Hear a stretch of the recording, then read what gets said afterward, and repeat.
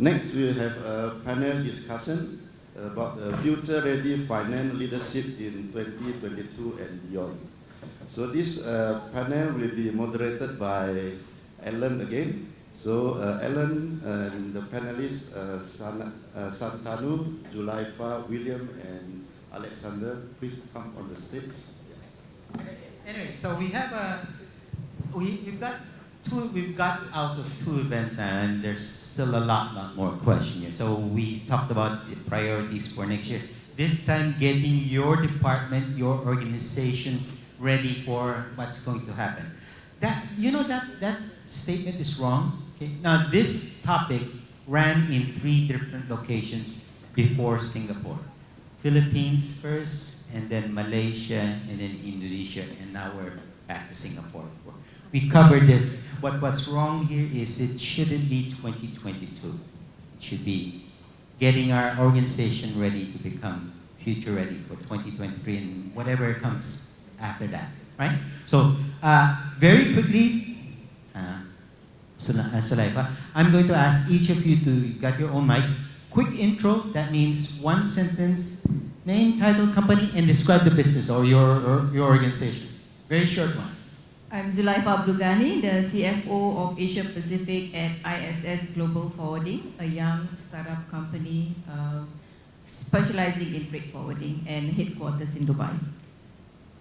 Hi, my name is William, Group CFO of Lux Asia, omni-channel distributor of luxury beauty, luxury lifestyle. We are present across 15 countries, mainly in Asia Pac. Hello, my name is Shantanu. I'm partner with IBM Consulting.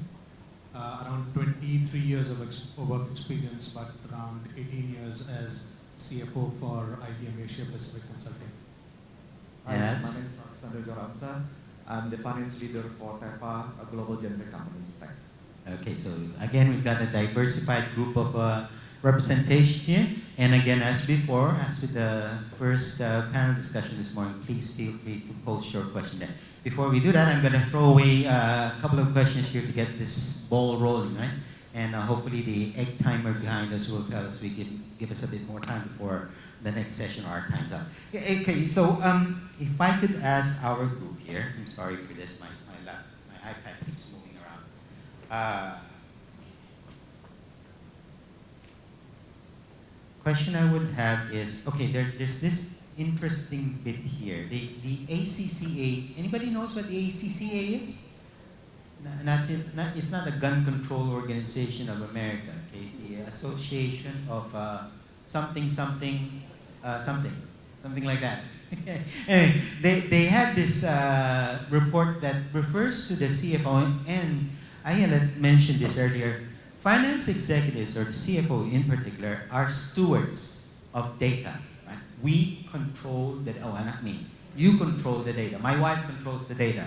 I don't see anything. Now, do you believe that, for this panel, do you believe that the current practices around data, how we manage data, are sufficient to deliver the comprehensive real-time? Ayelet was saying that they don't do month-end anymore, they do real-time closing. Oh, it's like I was going to say CEO of Fantasyland if I told that to my company. CFOs are already helping their organizations shape strategy, drive growth, reduce costs, everything that Ayala said actually. So the question I have for this group is, does this thing still work? I mean, are we, okay, given that we are stewards of the company's data, and that we are already helping our organization manage and do all of this, all run the business basically, including achieving sustainable competitive advantage. So the question I have is, are we there? Have we reached the plateau where we say, yes, we are done that, we're doing very well with that one? And if I could throw that question to Alex first over there. Sure, I think we need to differentiate first, Alan, between ownership of the data and steward of the data. Ownership can be managed by different functions, but the steward of the data can be done by finance, because simply finance done a lot of both internal as well as external reporting, both to the internal stakeholder as well as to the external stakeholder. that's where finance play a pivotal role in terms of navigating between function to function. So finance can play that role, and even if you look at the financial statements, right, it's practically everything that the company is doing. It reflected in terms of the people cost, reflected in terms of the activities that the company is doing, reflecting in terms of our obligations to the government, paying tax, and we can see a lot of other things. So finance, by probably not that we like, but by design, become the stewards of the data. Now, Shantanu, you are a finance person before you joined the dark, can I call dark side before being shot by somebody here? Before you joined the vendor community. This issue of the stewards of data and are we there yet? Do you see it now more than before when you were still a finance executive?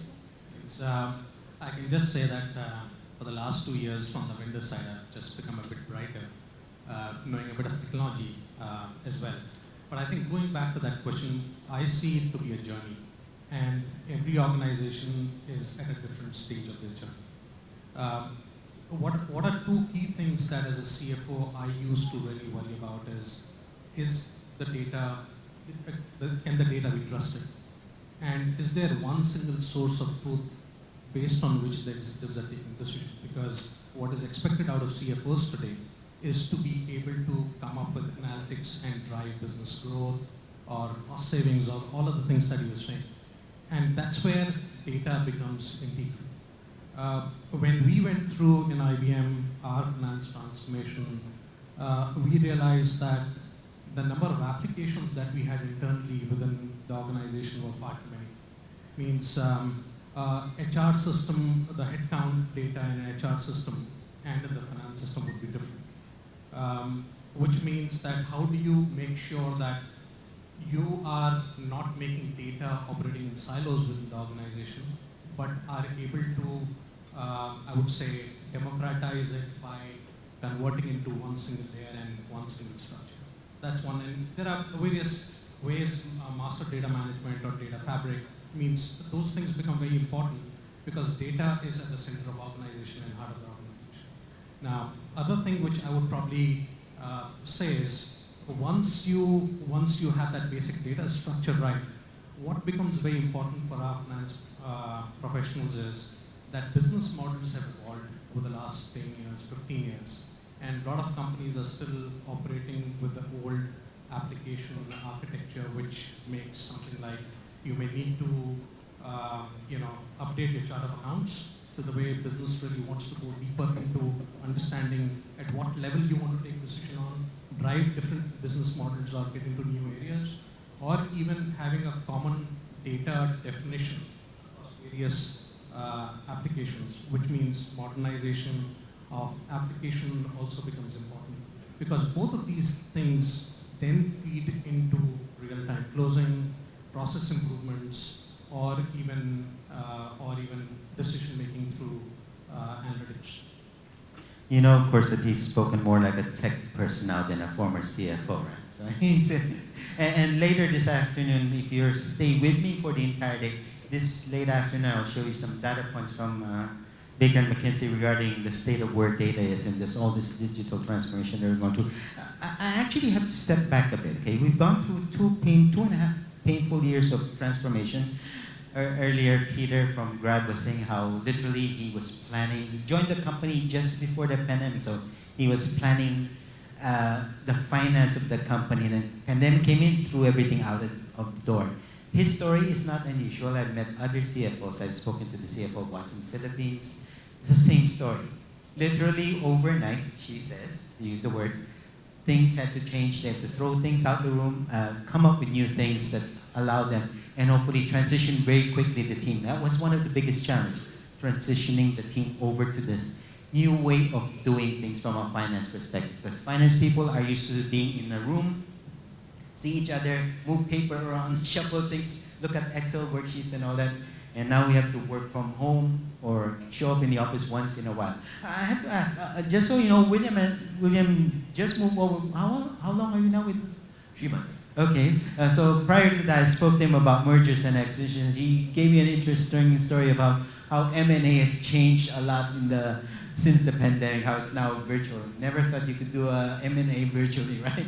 And I have a question for you. So you spoke about this. So things change a lot for the finance function during the pandemic. We have changed a lot of our work. The question I have is, how has the CFO, or the Office of Finance, performed to stem the negative effects? And it's ongoing right now. We've got the negative effects of the pandemic, and now more recently, rising inflation, still because of the pandemic, the impact of the supply chain because of the war in Russia and all that. How do you stem the negative tides of all of these things while accelerating efforts to modernize, digitize the organization? Now, I wanted to look at this from both what has worked and what has not worked. So I will ask Sulaifa what has worked. Make her have the easier question. Then I'll ask William for the harder one, what has not worked. So, Sulaifa? Okay, what has worked, right? I just share a little bit of a story. I think a pandemic started in 2020 and I joined this organization where William is now in 2018, and at that time we embarked on a transformation journey. And in those days, pre-pandemic, I've been in organizations where we are not always finance ready, we're always audit ready and things like that. So during that year, we were while on the transformation journey, we always focus on business continuity program where you must be able to work where there's disaster or anything like that. So we are very focused on that. So we also, digitize a lot of activities in finance in terms of some functions being using optical reading mechanisms, etc. So just pre-pandemic, at that time, people were getting used, the team, especially finance, were used to having like a little bit of a hybrid model, especially where we are diverse with many female population, where we say work from home is one of the choices. At that time, this was not well received by top management because they prefer everyone to be in the office. They want to see your face, right? Yeah, so it was like we were proposing how could we make this hybrid work arrangement a norm, and no, we will take it on a case-to-case basis. And then, in 2020, COVID hits. I was in Kuala Lumpur, and then we were given 1 day notice that it's a total lockdown, everybody has to work from home. How did we overcome that? Okay, we were very lucky because with our BCP, we could work from home. Secondly, all our employees are equipped with tools that are mobile, meaning that everyone is working on laptops and no more desktop. Imagine if you were having desktop, you can't get into the office, how do you function? So those items in terms of the mindset of working from home has already been established pre-pandemic, so it was easy. Secondly, in terms of having the right tools for the employees has been there. Thirdly, we have always, because we are global in presence, so we used to have virtual meetings. So that also worked when we have to work from home. And two other points that I will make is that what has worked is that we have simplified our processes during the transformation journey, integrated the systems, and we created a very easy access remotely. So you can access finance systems from anywhere and everywhere. So those are the 3-4 points that has worked well. So when pandemic hit, we were not really, unprepared, kind of like, the business went smoothly. So William, the hard part, what has not worked? Alan, it's a good thing you didn't ask me what worked because nothing I did ever worked. So asking me what doesn't work, I think is probably the right approach here. So well done. For me, I think, if I think about the last 3 years, that's probably been the most stressful part of my career ever, right? We went from COVID, where everybody talked about cash conservation, and then when it started recovering, everybody thought about, okay, post-COVID, they're going to recover, and then the world went back down again, and then there was the war, and then there was inflation, and then there was interest rates going up, and then foreign exchange markets started coming down. Now we're talking about hard landing, recession is coming. So it seemed like every time we wanted to do something, before you know it, something has changed, and we are forced to pivot. And I think for me, what hasn't worked is the agility to pivot, right? We, for some reason, and I say from personal experience, is sometimes we have single-mindedness, right? I want to do this, I want to transform this, I'm preparing for this, and then we kind of get set on our ways. And then when markets turn, are we agile enough? For me, I think of myself as a Titanic, right? Whenever I need to move somewhere, it takes way too long, right? How can we be more agile? I think that part, we're just not agile enough. I don't know how many of us, in the company that we work in are agile, but I think that agility, especially now, in this world where everything changes, everything is flexible, I think that part, I personally feel that the companies that will succeed in this world are the ones that can really be agile, can transform easily, lack of red tape, and just move forward. Okay. So again, to our audience, please use your QR code and your phone to submit questions there. I won't ask our group for that question until I see more than one question. And please vote to get the questions up and down. Which one do you like? Okay. I have this question here that, there's this, forgive me for using the bad word. Okay, this is a May 2022 145 finance executive surveys. Bad word is it's in the US, so it's American. Not sure whether this is before or after Donald Trump. Anyway, finance readers recognize the value of automation for 61%, and with 29% giving a rating of 4 out of 5. That means it's really good, right? Being significant. But only 5%, here's the bad news, only 5% confirm having full automated data analysis. Okay? So you have to wonder, 61% said yes, automation is very important, but only 5% said they actually have automated their data processes, their data analysis. The question is to our group, where do you see is the struggle to adopt automation in the finance function? So William, I can throw this to you first, and then I'll ask Sulaifa and then Alex to give their perspective as well. I think we always give ourselves excuses, right? It's always about priority in that sense. What is important right now in your life cycle, in your career, in your company, and is going digital the right thing to do at that point in time? We all know if we have to adopt something, it takes a year at least, right? It takes 12 months, 18 months before we start to see the fruition. And the question always is, am I prepared to invest 12 to 18 months of my time, of my people's time, to get something that I hope that works for me? I think that's always been a challenge. I think the other challenge that I see is how can we dream big? And I think for many times, if you think about adopting new technologies, we are constrained by what we see. We are constrained by the possibilities of what we know. And we don't venture into the things of the unknown, right? But I've seen plenty of things in the last few years where technology has moved so fast, and we are still talking about Excel sheets, right? So in the sense, I think we do need to get ourselves updated. I mentioned to a few people yesterday about AI, right? Everybody talks about AI, machine learning, and all that. What does that mean for us from a finance world, right? How many of us are actually using AI in some way, shape, or form, right? And if we are not, then do we even know the potentials of AI? And I think I mentioned this story yesterday also about this website called Midjourney. I don't know if any of you heard about it, but essentially it's a super great AI platform. You just basically key in a few words, and it comes out with an original painting, right? Original, right? I think I tried it. I put in like Mona Lisa crying and eating an ice cream, and it generated an image of Mona Lisa crying and eating an ice cream, and it's an original artwork generated by a robot. So the possibilities are endless, and I think we need to embrace that, and then eventually have to execute that. Well, Sulaifa, what about your perspective? It's the same question that we have. So, why is it such a struggle for finance, right? I think firstly, there's also a bit of a myth that investing in automation is a big investment. So from that perspective, most people fear, especially if you are such either young, medium-sized companies, very limited budget. If you fear that having to automate means big budget, then that will not be on your top priority list. Secondly, do you have digitalization as part of your strategy? You see, digitalization is such a big word. It's been going around for the last few years.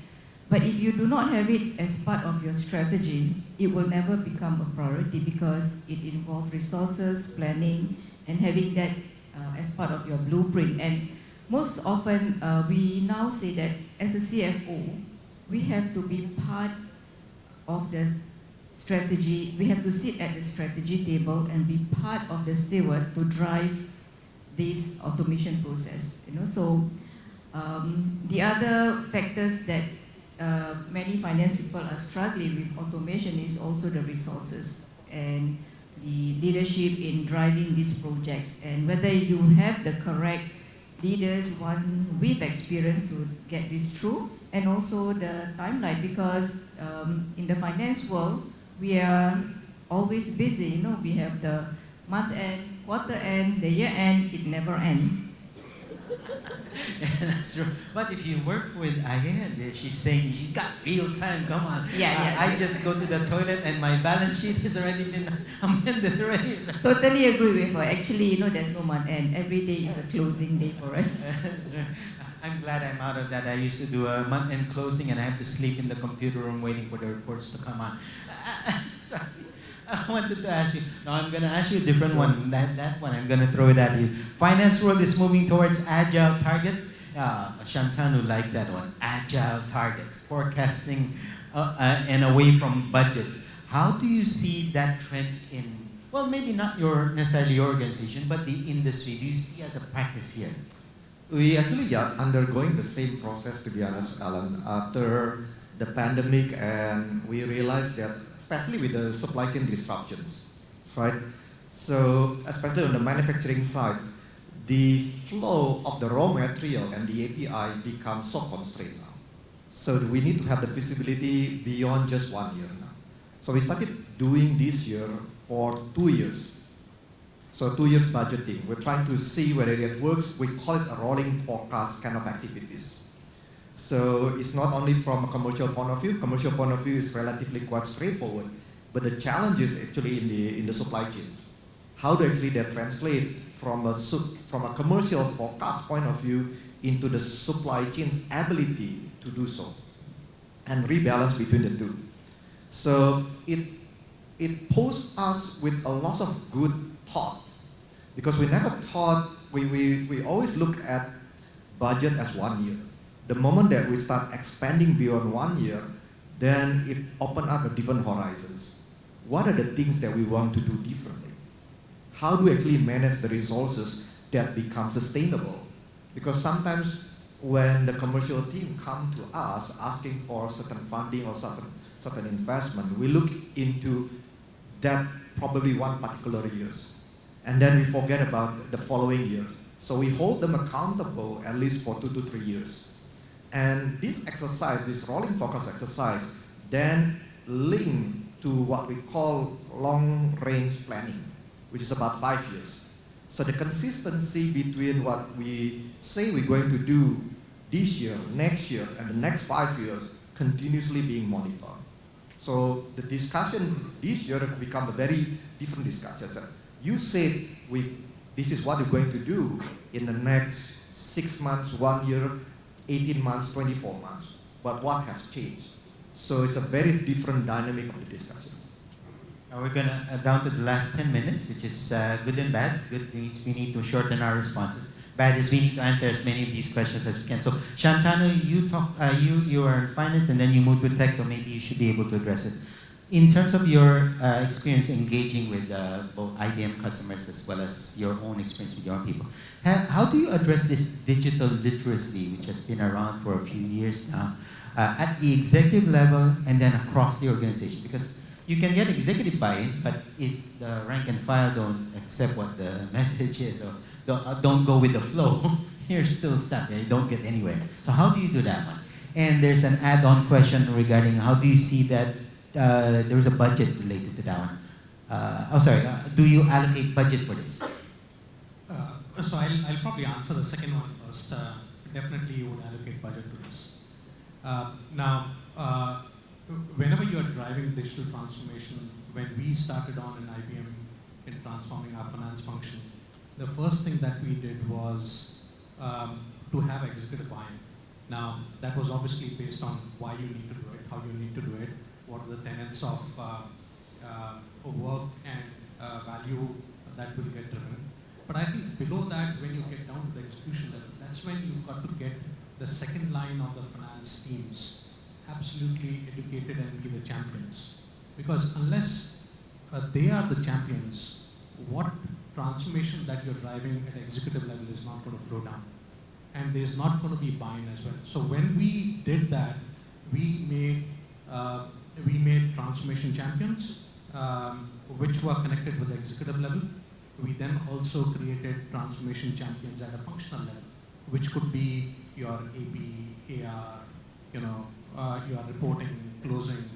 At a functional level, once you are able to do that, then that buy-in really comes down as well, because the teams on the ground are always fearful. Their fear of digitization is, my job will be lost. And we face the same thing, but when we educated them and these champions really went down and said, what is going to change for you? They realized that a lot of mundane manual work that they were doing of collecting data, segregating data, matching data, getting approvals on emails, that will go away. So what they are always, for the want of a better word, yelled at, it's no longer going to happen, which allowed them to focus on things which they could learn more about the business and be the partners to the business that they are supposed to be. Now, when we saw that change, it also required our teams to do a bit of reskilling, because you are now going from what you were doing to the new ways of work. So yes, we did allocate budget to be able to do that, because without that, the change will not percolate down to the last level of organization. Hey, William, Luxasia is a what again? It's a what's the company? What do we do? Yeah, what do you do? We're the omni-channel distributor. Yeah, okay. Luxury beauty. Okay, so let me ask you that question then. That's in there. Robots and AI. Shantanu mentioned that one. Sulaifa also mentioned that one. Robots is gonna take over my job and I'm gonna lose it. Those are the early ones, and it did happen actually in Japan. It happened. There's an insurance company. They wiped out the entire function, one function, and they introduced robots. But that was a rarity actually. More these days, we're a bit more mature, so people have a better understanding of what AI can really do. So robots and AI will replace some finance function. How do you strategize this transformation? How do you strategize this transformation? What does the future finance team look like? So do you expect that you'll have a robot replacing some of your functions? I guess at some stage, maybe. But it brings you up higher level, right? You get to hopefully not in my lifetime. I still want to have a job, but I guess at some stage, yes. Now, I do, my own experience is, I don't think it's going to happen just like that. It's going to be a big transformation if that's the case, right? It's not, you're not talking about something that's going to happen in the next 5-10 years, I think. But rather than saying that robots are going to take over everything, I think what will very likely happen is we will have to live with robotics, right? We have to learn how to work with them. I think as part of any transformation, we always look at what the low-hanging fruits, right? What are the things that are done manually, repetitive? These are the most likely tasks that are going to be replaced by robots at some stage. But what is the value of a human being, right? It's the ability to think and strategize. That it's difficult based on current technology for robots to take over. So what's going to happen, in my view, is that you will have to learn to live with that, right? Or the robots are going to take over anything that's mundane, repetitive, and the value of a human being is to do the highest value-added work, right? Strategy, executing an M&A, for example, or whatever the case may be. But really, I think that's how we're going to have to position ourselves, and we have to level up. I think everybody in the finance organization has to level up, because if you're still stuck in the same old, AP, AR type of things, then I think very likely those will be the first to go, if and when the technology catches up. Well, if you look at it, how many here are using Excel worksheets? Last 5 minutes, yes. Excel spreadsheets, how many? Oh, see, you are technically used to already using robotics, because if you use macros, that's actually a robot. It's performing a specific function that logically would be too mundane for you to waste your time on. Sulaifa, I have that question for you. I'd like to. What do you think has changed in the role of the CFO in the past couple of years, and what do you think is the key factor? If you could name one key factor of success for that new change in the role. As a CFO, right, we have to be the strategist and a business partner. I think business acumen is very important. I mean, as a business partner, you have to understand the commercial side of the business and how do you actually support the business and not be a hindrance. I think in the past, we are always feared, the CFO is feared as when the CFO objecting comes in, everybody's quiet. and, not approving many things. But if you understand the business, you look forward, and also the word, I think, agile, right? Being very, very agile, because situations change every moment right now. So having that high business acumen and understanding the commercial part of the business is what CFOs need to level up to. It's interesting, when my wife comes into the room, everybody's quiet in the house. So I guess it's the same thing. When the CFO comes in, everybody shuts up and pretend I'm busy. Okay, we're down to the last 5 minutes. Much as I love Shantanu, as Excel does work for consolidation, will you suggest to stay? That's a loaded question, if I've seen one. So are you proponent of Excel worksheet? And do you suggest to put that into SQL and draw them out to Excel? A very short one, please, if you can. Yeah, it means we can never get away with Excel. But I think short answer is that if you start doing consolidation work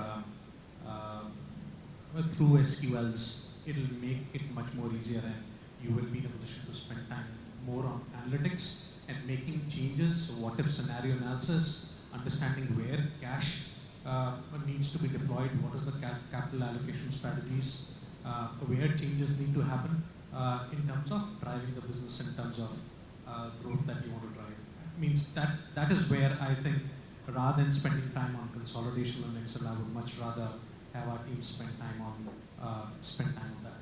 Okay, I'm going to ask the last question because we're down to the last 2 minutes. The counter is over there telling me you need to die already. Okay, our topic is future ready. How do we build an organization or function that is future ready? But rather than answering that question, because we've gone through quite a bit, I wanted to ask you, each of you, what would be that one thing, okay, I'm saying one thing that would actually derail getting your organization future ready for whatever comes in the future, right? So Laifa, let me start off with you with that one. If you could think of one thing that would derail any of the initiatives that you want, or getting this organization ready for the next disaster that will come our way, what would that one thing be? I think the word panic, if a disaster happens and you panic, that will derail everything. So one important word is stay focused and persevere, and stay focused and on track as to what you have to do and continue doing regardless of what's happening. So don't get distracted. Don't get distracted, okay? Don't panic, okay? Something my wife does very well. Deal with it calmly, you have to be very calm. Okay. Alex, what about on your end? I think agility and adaptability. Okay, that's 2 words, right? William? Time. Time. Speed of execution, right? Time kills deals, time kills initiatives. We have to move quickly, get the momentum right if we want anything to succeed. And of course, Shantanu? It would be skills. Skills of our finance teams would be the single biggest one. Okay, so let's repeat that one. Yours is panic. Alex, what was it again? Agility and Agility, adaptability. okay. William is time. And Shantanu, yours is skills. Okay, so things that we all need to remember that potentially could derail us, so we have to actually work on, I guess, teaching those things, keeping that in mind. Okay, I would like to ask for a round of applause for our guest panelists. Hopefully the next section will have more women representation. Thank you very much.